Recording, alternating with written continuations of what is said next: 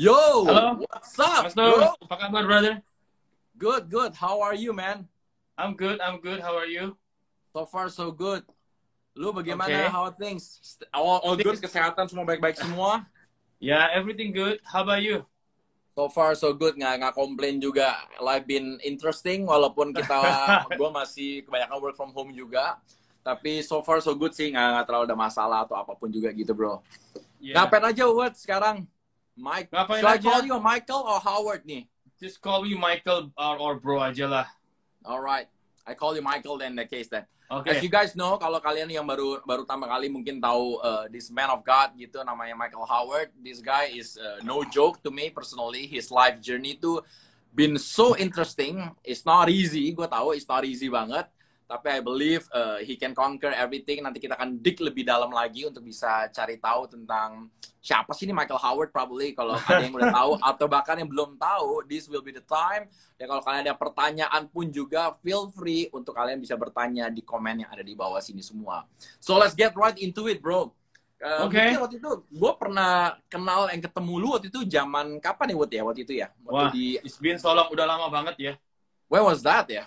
It's like around what? When you come to the US, when first time?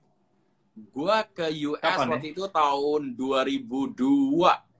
No, Dan 97 I was there gue di Seattle sampai 2001. Then I moved to SF, San Francisco. Then probably in SF when you moved. Ya. Jadi Yeah. kalau kalian tahu guys, gue udah kenal Michael ini udah lumayan juga, udah way back. Tapi emang belum kita nggak sampai sering hangout dan lain-lain, enggak juga. Tapi after that, dia punya journey tuh amazing sekali. And tiba-tiba just randomly he came back to Jakarta. Bukan random, there's something happen juga. Ya menurut gue, tapi it's God's grace and God's favor juga membawa dia sampai hari ini juga gitu. Can you tell us a bit, bro? Kayak dulu waktu lu di SF bagaimana? How did you start everything?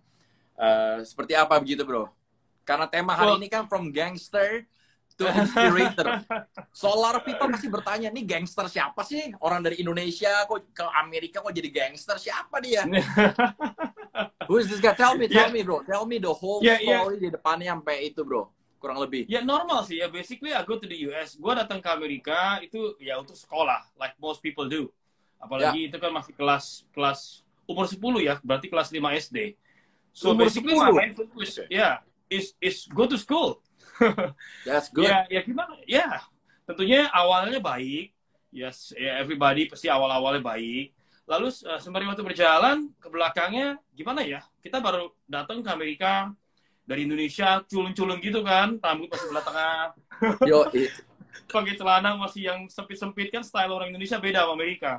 Sedangkan mereka tuh pakai yang gombrong-gombrong. Jadi banyak jadi bahan inian bulian teman-teman di sekolah. Ya mulai disitulah gua mulainya gimana ya? Mulai bergaul dengan teman-teman akhirnya yang seperti golongan anak-anak geng. So basically ya lu nggak takut dulu masuk ke geng-geng gitu kan? Orang kan ngeri kadang, bro. Gimana ya, kita coba untuk melawan.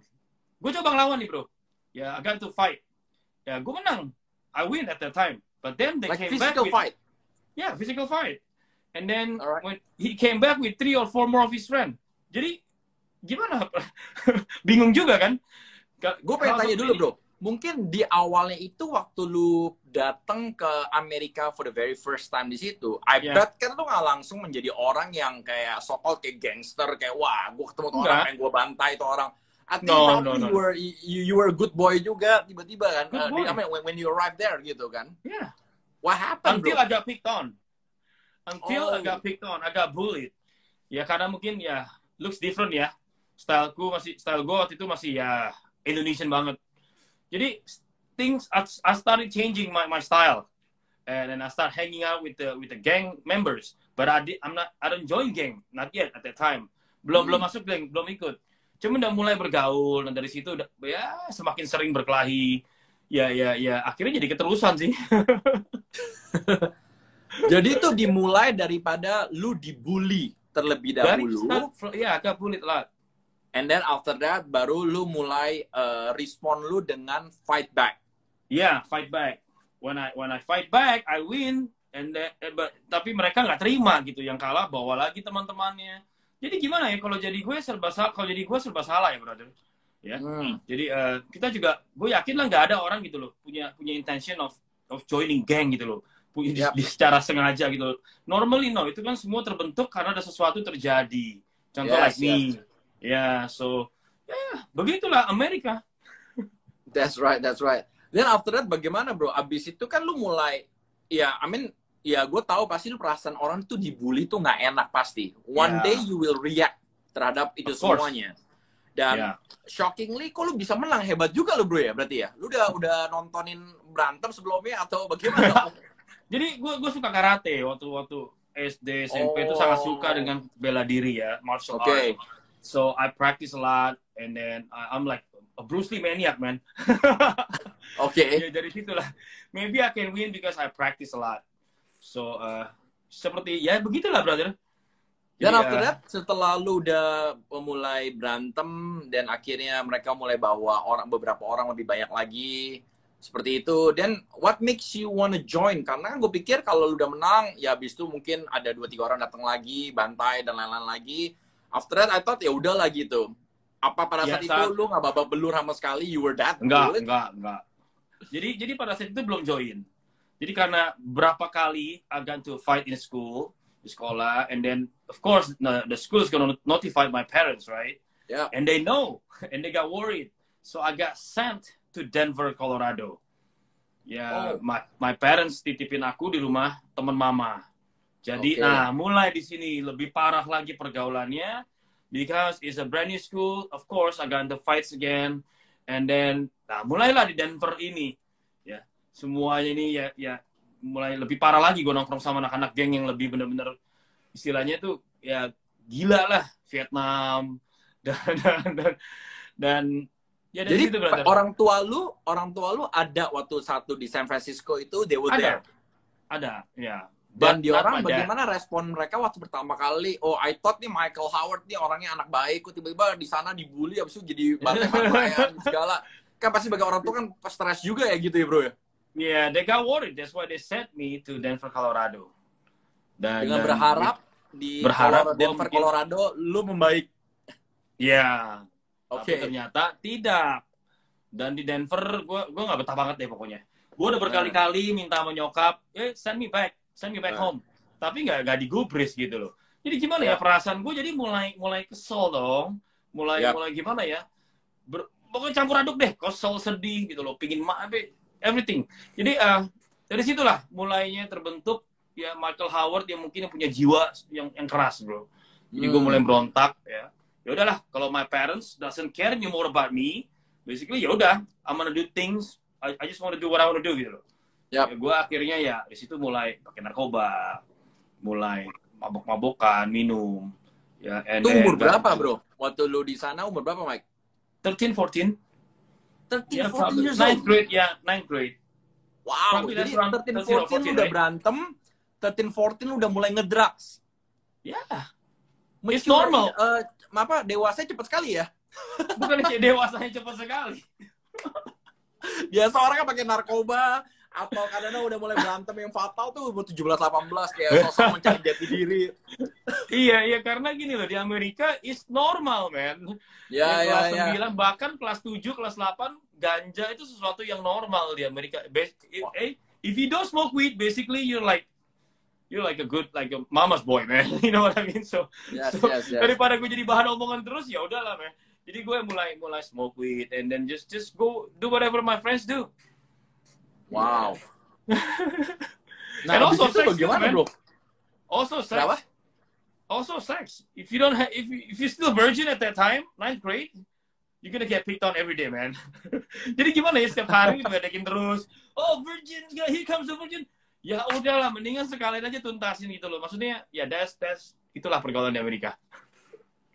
Apa karakter lu bisa gue bilang lu tuh orang yang cukup radikal. Kalau lu emang udah doing something, you will go to the extra miles. Oh iya. All out gitu. Tancap gas gue. Ferrari bro. Ferrari Lamborghini. Aston Martin gue. Dan abis itu bagaimana Mike? After lu udah berantem, itu kan umur 13-14 tahun. Ya. So itu is been building in your life, in your character untuk bisa merespon nih kalau lagi ada masalah, pasti respon lu seperti itu. Karena you wanna fight back and you wanna prove yourself to become I'm better than you dan lain-lain supaya atau mungkin supaya lu tuh diterima sama society juga pada saat itu. Yeah. Then what happened? I wanna get accepted, I wanna get validated. Ya, dari emang ini karena dari keluarga ya, gue merasa somehow feeling of rejection, merasa tertolak, merasa seperti anak yang terbuang. Jadi di luar situ gue seperti mencari penerimaan diri. Ya, ingin diakui sama teman-teman, ingin dilihat hebat, ingin keren. Seperti itulah, brother. I spend most of my youth. Dan after that, abis lu umur 13-14, tapi sekolah lu lulus terus bro? Naik kelas terus? Berantakan, abis. Berantakan abis. Jadi even high school, gue tuh basically masuk cuman ya midterm, final, ya paling ya between that satu atau 2 kali. Sisanya cabut, madol, ya hang out with my friends. Karena sekolah SMA di Amerika itu bebas, nggak seperti di sini. Terbuka. You mau ngeditch, ya tinggal ngeditch. You mau bolos, cabut, tinggal cabut. Basically, ya akhirnya ya your grade yang berantakan. Ya seperti itulah. Banyak juga. Udah tak terhitung ya, brother. Dan abis itu bagaimana? Abis lu udah lewatin itu semuanya, kan abis itu lu masuk. Akhirnya lu lulusnya bagaimana, bro? Lulusnya gini, actually gini, kalau lu tanya gue lulus, I never finish my college. Gue di DO ya, di high school karena berantem sampai gue masuk penjara anak-anak, bawa pisau, tangkap, udah di DO di satu California. Karena sempat gue balik lagi, gue di Denver cuma 2 tahun. Jadi kembali ke SF masuk high school lagi, ya berantem antar geng, gue ke Gap. Kali ini parah karena bawa pisau. Di DO dari semua sekolah di California for high school. So I have to take my degree online for high school. And then go to college. And di college berantakan juga. Nah ini narkoba gue mulai parah-parahnya ya start from college ya. Transition between high school to college. Jadi berantakan lah college. So I finished my high school online. If you ask. Dan after lu kelar your high school di online, dan after that lu pindah, lu masih di Denver berarti kan? Enggak. Itu udah kembali ke San Francisco. Denver cuma 2 tahun. Ya. Dan akhirnya the moment lu benar-benar join namanya gangster dan lain-lain semuanya itu tuh di San Francisco berarti? San Francisco. Iya. Di Vietnam. Nah itu bagaimana awal mulanya lu bisa menjadi salah satu anggota gangster? Apakah ada kriteria begitu bro? Kayak lu mesti tatoan, lu mesti keren, lu mesti ngokar, mesti apa, kayak... No, karena gue ada di penjara anak-anak. So basically, kalau you sudah ada di penjara, itu seperti your resume, udah pengakuan lah. Jadi most people, they want to recruit you. Ya, jadi mereka khawatir lagi kalau you are a snitch, ya, or seorang cepu, basically, you do time gitu loh. Jadi di situ mereka lihat. Habis itu keluar, direkrut. Ya udah. Nah, habis itu lu mulai masuk ke kehidupan gangster. Nah, gangster itu isinya orang Indonesia semua atau campuran internasional? Itu campur. Ini geng Filipin. Karena di Daly City, South San Francisco itu yang banyak tuh Asianya Philippines. Ya. Jadi I join Philippine gang. Ada beberapa ya orang yang berkulit hitam, ya. But basically Asian Philippines. Asian Philippine. Nah, di situ kehidupan orang-orang geng tuh ngapain aja setiap hari? Mereka berdoa, belajar baca kelompok, atau ngapain, bro? Belajar kelompok, kita gereja bareng, bantu JPR. Ya, itu namanya Holy Spirit Gang ya, bro ya? Holy Spirit Gang. Ya, basically gimana ya? Ya itulah party. Mostly if we don't fight, we party. So basically hang out. Ya, most of our family time ya nongkrong bareng, makan bareng, ya pergi contoh kayak main bowling atau main basket bareng.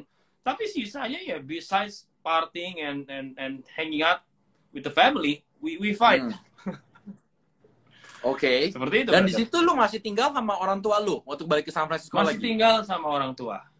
So orang tua menghadapi situasi seperti ini lagi, melihat anaknya waktu itu berharap di Denver bisa lebih baik. Tapi ternyata you got into a fight. Akhirnya lu pindah ke San Francisco lagi untuk finish lu punya high school diploma, high school punya degree di sana melalui online. Dan akhirnya lu masuk ke college, akhirnya lu masuk ke gangster. Ya, sebenarnya udah dari high school masuk geng. Ya. Gila, orang tua lu stres banget kali ngadepin lu ya dulu ya? Bukannya stres ya, I think they wish I was never born. Oke. Ini anak bikin pusing 7 keliling. Oke, I can imagine, bro. They don't know what to do anymore. I think that comes back to my childhood, di mana they send me away to asrama because I think they don't know what to do with me. Nakalku kan pada waktu umur 7-8 tahun ya, manjat-manjat pohon. Basically they don't know what to do. They don't know how to handle me. They send me to asrama, and then this thing happen again di San Francisco, di Amerika. They don't know what to do again. Dan abis bingung mereka ngadepin. Bingung. Jadi lu benar-benar lu ngerasa di dalam pribadi lu sendiri, lu ngerasa ada penolakan mungkin nggak diterima di dalam keluarga lu sendiri, sehingga akhirnya lu mencari sebuah keluarga, quote unquote keluarga yang bisa menerima lu apa adanya, dan kebetulan waktu lu masuk ke dalam so-called that keluarga gangster itu sendiri, lu ngerasa lu diterima, tapi emang tindakannya ya lu mesti lakukan hal-hal yang so-called yang ada ekstrim juga to be accepted over there gitu. Yes. Dan abis itu lu ngapain aja? What is the most extreme thing yang lu pernah ngelakuin selama lu menjadi gangster itu sendiri, bro? Ini bukan suatu hal yang kita bangga ya, bro ya. Maksudnya ini what happened gitu. Probably nusuk orang ya. Nusuk orang. Tapi emang nggak mematikan. Jadi I have also a principle. Jadi gue nggak berani, gue nggak mau bunuh orang. Jadi in my mind, lu udah jadi gangster tapi masih punya prinsipal ya. This is a gangster with principle. Jadi sebenarnya boleh dikatakan I'm not a gangster, man. Boleh dikatakan gue tuh berarti bukan gangster. Ya, jadi prinsipal gini. Gue percaya mengambil nyawa orang itu adalah haknya Tuhan. Gue nggak mau bunuh orang lah pokoknya. Karena gue nggak mau, pokoknya itu prinsipal. So when I start sorry. Lu udah Kristen belum? Udah, I've been Christian since I was born. Okay. Jadi sejak lahir gue udah jadi Kristen. Jadi itu. Jadi kalau gue nusuk, waktu itu pernah berantem ya rame-rame ya. Jadi nusuk-nusuk di paha gitu. Kalau nyabet ya nyabet, cuman nggak emang nusuk rencana mematikan. Beda sama teman-teman gue kan. Kalau teman-teman aku kan nusuk benar-benar intentionnya untuk melukai gitu loh. Kalau aku nusuk cuma supaya lihat orang nusuk gitu loh. Karena aku nggak mau melukakan orang. Lagi pula I know this is not my fight, man. It's not my problem. It's a gang problem.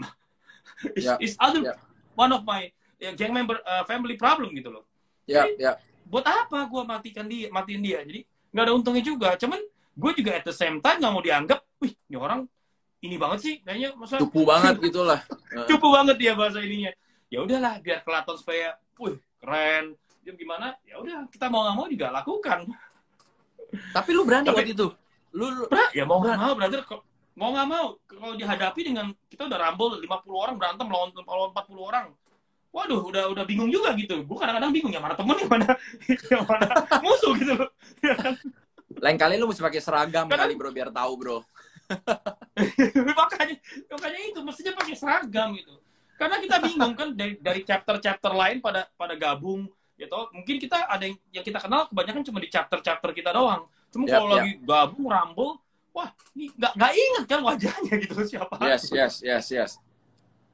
Nah, abis itu apalagi bro, selain lu ada rumbles, all those things, then anything else, what is the lowest point of your life, bro? Sampai seberapa parahnya sih lu waktu itu? At the gang? Di gengnya itu sendiri. Di mana? Dalam geng itu? Dalam geng itu gue nggak pernah merasakan lowest point ya, karena gini loh, until now I never got out. Saya nggak pernah keluar, karena untuk keluar sendiri itu kan ada initiation out-nya. Ya, initiation in, masuk juga harus diinisiasi, di ospek lah bahasa ininya bro ya. Jadi we have to go through that. Keluar juga lebih parah daripada you di-initiate. Jadi I'm never out. Sampai sekarang masih. Cuman gini, mereka tahu bahwa gue keluar left itu bukan karena gue pingin left, karena emang gue masuk penjara gitu loh, atau deportasi, and then got deported. Jadi mereka aman-aman aja gitu loh. Tapi selama gue di dalam geng itu the lowest point kayaknya nggak ada ya. Ya, mungkin kejadian yang seperti ini yang worst thing I did gitu loh. Tapi kan gue juga sempat dengar waktu itu cerita lu bahwa lu udah masuk ini, abis itu lu ada sering berantem, narkoba, dan after that lu sempat masuk penjara lagi kan? Gue masuk penjara ya, itu around 29, umur 29. Umur 29? Penjara anak-anak umur 16. Sekarang umur berapa bro? Sekarang umur 25. Wis, bisa balik back in time ya, hebat loh. Kayak Benjamin Button. Bingung gak sih? Mana mungkin umur 25 nih? Enggak. Udah tua lah, udah berumur lah. Kalau udah berumur nggak usah kasih tahu umurnya, biasa kita seperti iya, itu. lebih baik nggak usah. Yes. Biar kita masih 25 semua lah. So, jadi waktu lu umur 29, lu masuk ke penjara. Ya, itu first time I go to real penjara ya. County jail tapi masih. County jail. Karena apa? Itu masih county jail. Itu karena kekerasan juga. I got charged with assault with deadly weapon. Berapa lama masuk itu waktu itu? Karena itu pertama kali as an adult, saya diampuni. I only do 6 months. Wow. 6 bulan, tapi gue ambil strike. My first strike. Karena itu ada pisau juga. So basically, I don't know why. I like pisau so much, man. Mungkin lu mesti jadi chef, bro. Makanya. Bukan nusuk orang, tapi salah profesi gue ya. Iya, jadi gangster ya, jadi chef. Jadi chef, betul. Nah, habis itu kan lu udah keluar. Setelah 6 bulan, lu keluar. Apakah lu sempat masuk ke penjara lagi? Akhirnya lu masuk 3 kali ya? 2-3 kali ya? Ya, jadi itu masih ada transisi sekitar 1 tahun. Transisinya 1 tahun. Nah, itu jadi anak alim atau setelah itu lu nggak bertobat sama sekali, lu tetap jahat-jahat terus aja? Berkurang 20%, 30% kebandelanku. Ya, masuk lagi karena melanggar wajib lapor. Dites kencing, pakai narkoba, kencingnya dirty, ya akhirnya ya gue masuk lagi 2 bulan, tapi harus direhab 1 tahun. Jadi ya, itu yang kedua. Dan yang ketiga, masuk lagi hampir sama seperti yang pertama. Jadi, nah yang ketiga ini gue gak ada ampun, bro. Gue yang ketiga ini kena vonis sebenarnya 6 tahun. Jadi karena ada pengacara, jadi 3 tahun. Dan I have to do real time this time di prison, bukan di county jail lagi ya. Beda ya, prison sama county jail tuh beda ya? Beda, ya. Jadi kalau county jail tuh masih yang istilahnya ya, kalau di gimana ya, kelas biasa lah. Kalau di prison itu ya istilahnya boleh dikatakan big boys lah. Jadi ya seperti itu lah. Kita nonton di TV, bro. Itu prisonnya kayak di Amerika tuh seperti itu, yang pakai baju oranye. Pakai baju oranye. Jadi seperti itulah, bro. Dan turning point lu tuh di mana, bro? Sampai lu bisa sampai hari ini. Gue percaya kan waktu lu masuk prison itu there's so many berantem di dalam. Lu mungkin juga stress out juga. Itu 3 tahun kan lu di prison kan? 3 tahun, ya. Almost 3 years. Itu nggak ada kontak dengan orang tua sama sekalipun juga? Oh, no. My parents come and visit me. Almost every 2 weeks or... Ya. Dan after that, gini loh, gue kan nggak nyangka juga nih bakal kena deportasi. Gue kira setelah 3 tahun lu di penjara, lu langsung dideportasi? Atau... Iya. Dikirim ke penjara imigrasi dulu, 2 bulan setengah. Gue di situ, baru dideportasi. Kan harus tunggu get deported. Jadi, itu tahun berapa, bro, dideportasinya lu berarti? 2014 akhir. 2014 sampai di Indonesia. Ya? Oke, lu dideport, oke.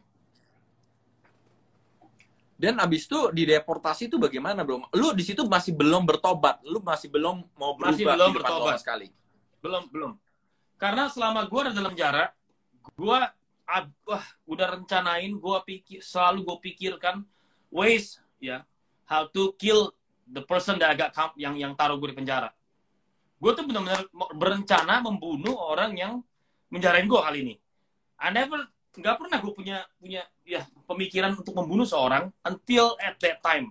So I think that the demons really it gets the best of me at that time. Jadi dan Tuhan tahu itu bakal terjadi, bro. Kalau sampai gue keluar ke penjara, keluar ke Amerika lagi, bakal gue bunuh tuh orang. Dan persiapanku sampai gue pelajarin itu bahasa Spanyol ya. Jadi untuk habis itu kabur ke Meksiko. Sampai sebegitunya gue rencanakan, tapi in the middle of my sentence, tengah-tengah ini hukuman gue kena deportasi. Wah, sempet kepukul, bingung karena ya gimana ya? At that time I've been living in the US for almost 24 years. And then suddenly you get deported to Indonesia, you have to start new life. Ya ini tapi pada saat itu gue belum bertobat. Belum Masih. coba. Waktu lu nyampe Belum Indonesia, gue denger kan lu dibawa di dalam kapal terbang dengan 2 air marshal. Ada 2 polisi yang kawal lu Ya, sampai ke US Indonesia. Marshal. Ya, US Dan lu Marshal. pakai handcuff. Pakai handcuff. Wow. Handcuff, tutupin pakai jaket. Jadi biar nggak Oke. terlalu gimana banget ya. Dan Ya, waktu lu ya, nyampe ke Indonesia, abis itu langsung dilepas begitu aja atau langsung bagaimana dilepas. itu? Langsung dilepas. Pokoknya begitu gue sampai di tanah air, di Indonesian soil, langsung dilepas. Karena mereka udah, dan karena rekod gue nggak ada di Indonesia, nggak ada rekod apa-apa, nggak ada ya warrants or anything, ya langsung dilepas. Nah, waktu lu udah balik ke Indonesia pun, lu masih belum mau berubah sama sekali? Belum itu? Belum. Jadi I'm still masih coba ya untuk melakukan segala sesuatu dengan cara gue. Jadi aku masih coba ya untuk ya hampir segalanya lah, do things my own way sesuai dengan pemikiranku. Tapi dalam hal pertobatan no, I still do. Ya, I can imagine. Gitu, maksudnya kan karena karakter itu udah kebentuk kan for so many years ya, udah beberapa tahun kebentuk. Ya dan emang membuat dasarnya Michael Howard menjadi kepala. Michael Howard yang. Nah, maksud gue bagaimana lu bisa berubah akhirnya? Kayak sampai hari ini lu udah drugs free dan lain-lain. Lu sekarang gue liat banyak pelayanan di bagian kepolisian, bagian narkoba juga. Lu memberikan penyuluhan ke mereka. What was the turning point, bro? Oke, jadi di Indonesia, my first 3 year, 3 tahun pertama, itu perjuangan yang gue akuin sangat berat ya. Banyak hal yang aku coba. Dan at that time, masih punya uang. I can buy an apartment, one small studio. I can buy a car and still have money for operation.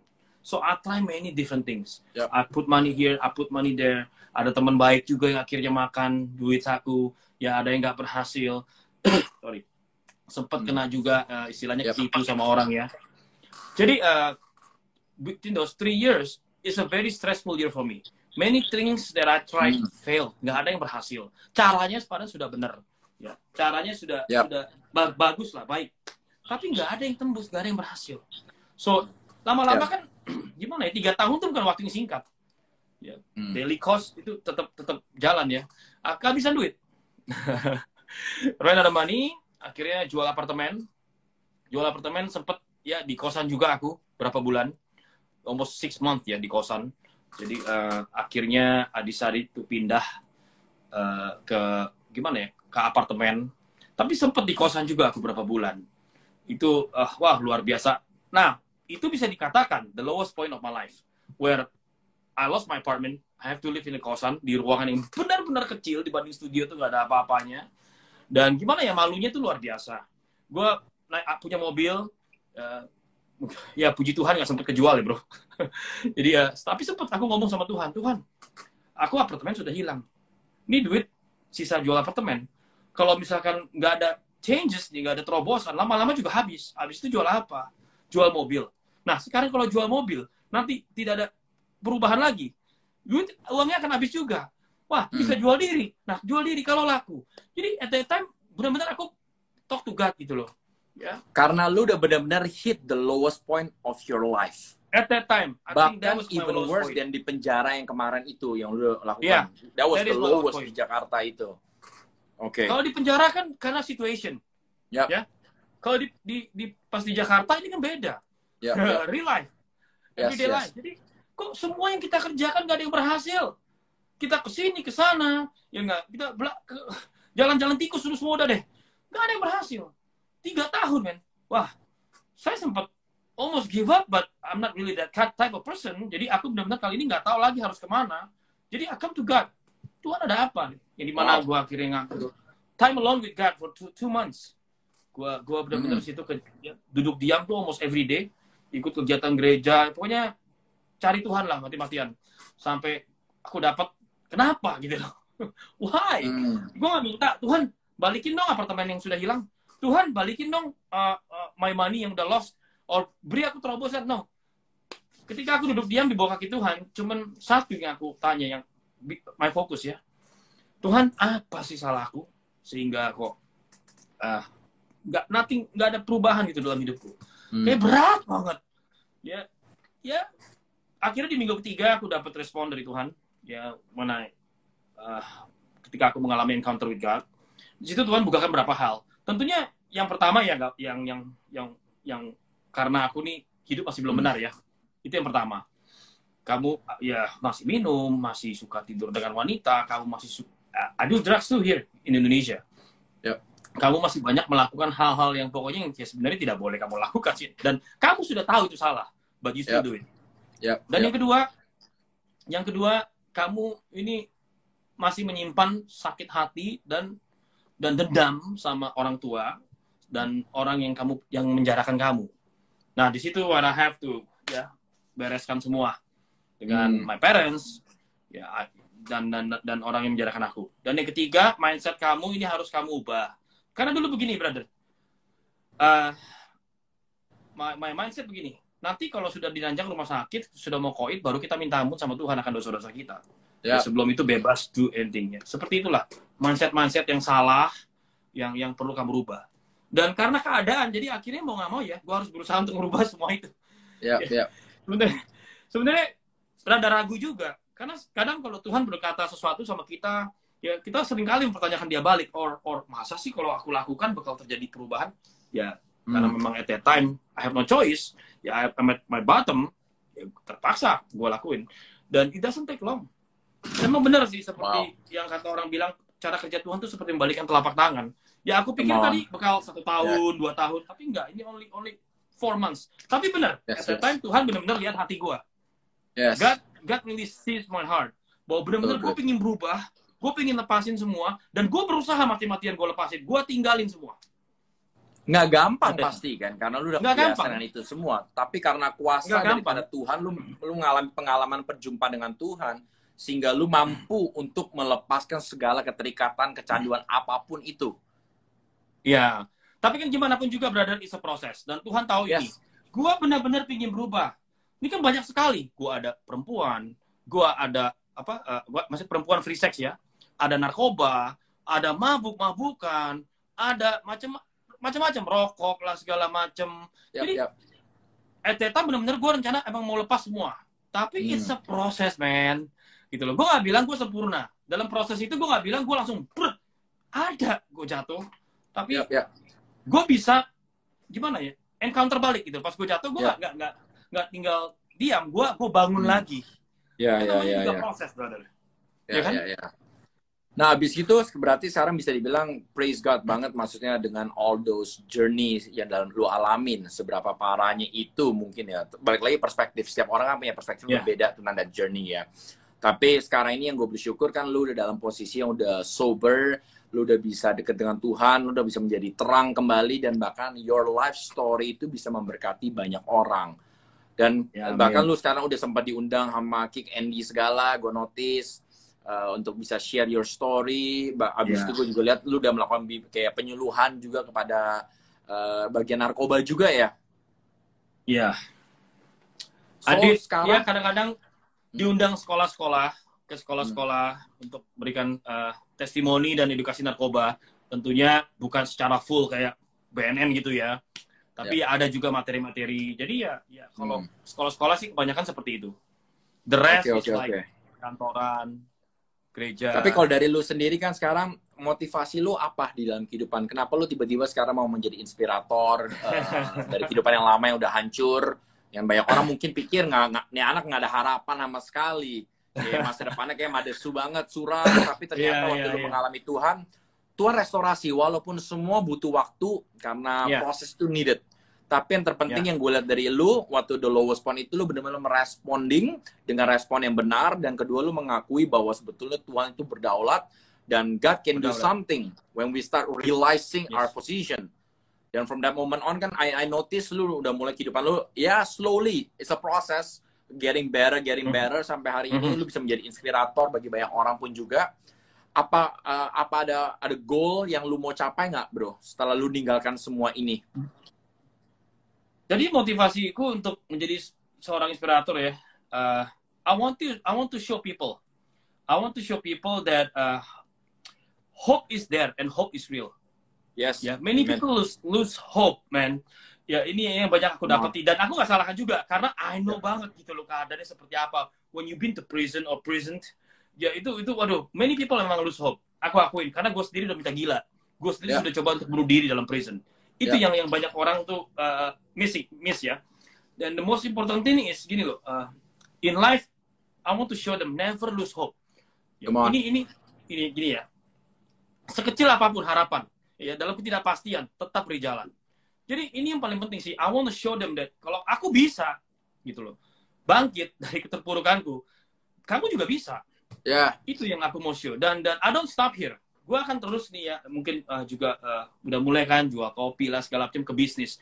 Jadi I want to show them that, hey man, bisa ya ternyata ya dari seorang sampah, ya seperti gue juga at that time ya, that person is gonna feel yang tidak ada harapan, kok dia bisa gitu loh, ya bangkit. Oh kalau dia bisa, gue juga harus bisa. Itu sih sebenarnya yang mau aku dapati dan berikan kepada teman-teman yang seperti aku. Karena many drug addicts, apalagi kok been so long, man, itu berat emang aku win. Selain stigma, ya udah gitu juga mereka mengalami tekanan dari keluarga, mereka mengalami tekanan dari society. Ini berat sekali. And people sometimes just don't understand how they feel gitu. Dan aku mengerti banget. That's what I wanna give them.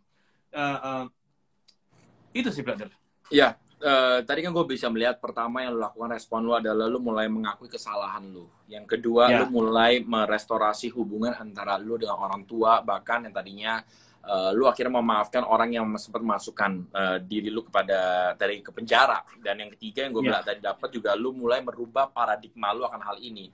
Lu ada pesan-pesan nggak kepada orang-orang yang lagi nonton atau bahkan nanti akan nonton di IG feed gue mengenai kalau misalnya kita lagi ada mengalami sebuah addiction, soal drugs, soal seks, soal berantem, violence, any advice kepada mereka?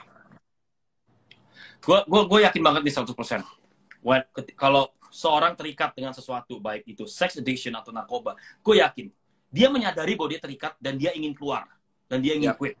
But you cannot because man, we're dealing with spirit. Ini sangat berat. Jangan gunakan kekuatan sendiri.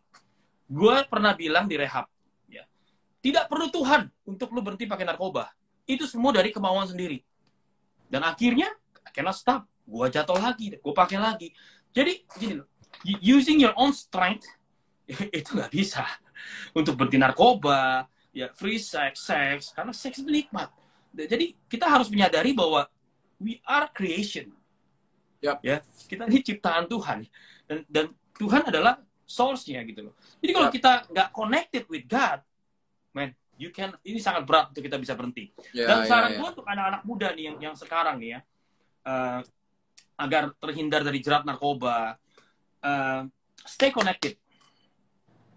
My message is stay connected. Number one with God, kedua with family, dan ketiga with community. Komunitas. You need a support system. You cannot do it by yourself, man. Itu berat sekali. Ya, jadi you need support system, dan tentunya support system ini harus yang baik, yang sehat. Ya, komunitas rohani, life must be balanced. Ya, jadi kita harus tahu ya. Harus balance. Ya, penting sekali. Kalau enggak, ya berat, men. Kita akan sangat mudah terbawa di luar itu dengan pergaulan. Ya. So, kita bisa melihat tadi Howard mention a good point banget, Michael, gitu. Dari yang pertama, kita mesti stay connected to God. Secondly, kita mesti stay connected to family. Because at the end of the day, ujung-ujungnya biasanya kita tuh bisa terjadi, kehidupan kita bisa sampai hari ini pasti ada sebab dan akibat. Dan kebanyakan yang gue notice ya dari pelayanan apapun, karena sempat keluarga tidak berfungsi atau mungkin pernah mengalami sebuah kepahitan di masa lampau yang tadi kasus lo tidak diterima, sehingga akhirnya lu melakukan pelarian seperti itu. Dan yang terakhir yang lu bilang kita mesti punya komunitas. And I really agree banget, having a community hari-hari ini itu sebuah luxury. Bukan cuma sekedar komunitas yang cuma sekedar passion dan lain-lain, itu bagus, tapi yang paling penting komunitas yang bisa membangun kita, komunitas yang bisa menyupport kita apa adanya, dan terutama komunitas yang mendukung dan membawa kita kepada Kristus, kepada Yesus. Karena kalau tadi kalian bisa lihat kesaksian daripada Michael Howard sendiri, dia mau berusaha dengan segala kekuatan dia untuk keluar daripada addiction. It's so hard. So we need the supernatural power, karena cengkeraman itu tuh nggak main-main sama sekali gitu. But when dia benar-benar realize dan dia respon kepada Tuhan, dia minta kekuatan yang supernatural from our beloved Jesus sendiri, tiba-tiba dia bisa mulai mengalami turning point walaupun emang butuh waktu. Makanya tadi faktor-faktor stay connected to God, stay connected to the family, stay connected to the community, itu harus menjadi esensi yang utama di dalam kehidupan kalian semua. So, any last word nggak, Mike? Ya, kalau sampai kita jatuh pun, man, it's okay, gitu loh. Ya, jangan putus asa, tapi langsung bangkit dan langsung bangun lagi. Dan my last word for the family ya ini keluarga ini sangat penting sekali, terutama untuk anak-anak muda. Kenapa? People need home. People need home. After you go work, you come home. After you hang out with your friends, you come home. After you go to school, you come home, right? And ini a home is like a place where you can get, for you to get recharge, for you to rest. A home is a place for you to get everything that you need before you go out again. Kalau kita berbicara tentunya cinta, kasih, perhatian, quality time dengan our parents, ini penting sekali. Dalam home inilah ya anak-anak muda ini ya si dia akan mendapatkan sebenarnya yang dia butuhkan. Nah, kalau misalkan ketika si anak ini at home tidak mendapatkan apa yang dia butuhkan, most likely seperti saya, I will go out and look for it. dan di luar ya any possibilities happen, man, you know what I mean. Jadi seperti itu sih, betapa pentingnya peran keluarga dalam masa pertumbuhan anak. Aku selalu inginkan dari orang tuaku. Number one, my dad is supposed to be my role model. I want him to teach me things that I don't know. If I want to ask boy stuff, then I should be able to ask my dad. And he should be able to give me answers. Dan kalau tentang kewanitaan, gitu, pacar atau gimana, my mom. Tapi if I cannot get that from them, I will look somewhere else. Jadi sering aku dapati, ya kenapa anak-anak muda sekarang ini banyak mencari pelarian keluar, jatuh ke free sex. Wah, kalau kita dig lebih dalam lagi, ini dalam sekali. Pakai narkoba, kenapa? Itu semua pelarian, men. Nggak ada seorang merencanakan yang emang dipakai narkoba. Jadi home is the key. Gitu sih. That is so good, Brother JJ. That is so good. I think we can actually end there, di mana ada beberapa hal tuh yang balik lagi, apalagi terutama di saat-saat pandemi seperti ini, appreciate rumah yang ada, bangun hubungan dengan orang tua kalian semuanya, karena itulah kunci utama daripada kekuatan kita. Di luar daripada orang tua, yang paling penting make yourself available untuk mempunyai home dengan Jesus. Karena Yesus sendiri akan menerima kalian apa adanya. Jangan pernah kalian diintimidasi dengan situasi kalian. Karena ujung-ujungnya, look at Michael. Banyak orang pikir nih orang nggak ada masa depan yang suram sekali. Tapi look where he is right now. Dia udah menjadi inspirator. Dia bisa sharing kemana-mana. Berkhotbah juga. Menyaksikan kebaikan Tuhan dalam kehidupan dia. Bahkan he's a businessman juga, having a Howard Coffee. Yang dia udah jalankan sekarang. And many more things. I had juga gitu. So first of all, I just want to say thank you so much, bro. Thank you for this opportunity. Do you want to close in prayer? A quick prayer aja buat orang-orang yang nonton. Okay, sure. And after that, I'll take it from there. Sure. Tuhan, terima kasih untuk malam yang indah dan luar biasa ini, Tuhan, di mana kami yakin bahwa kami bisa saling belajar dan menguatkan dari apa yang kami share, Tuhan. Aku percaya, Tuhan, setiap telinga yang mendengar, Tuhan, akan diberkati. Dan biarlah setiap benih yang jatuh, Tuhan, boleh tumbuh. Dan Tuhan, biarlah untuk para pendengar di luar situ, teman-temanku, Tuhan, biarlah Tuhan, kiranya apapun yang menjadi pergumulan mereka,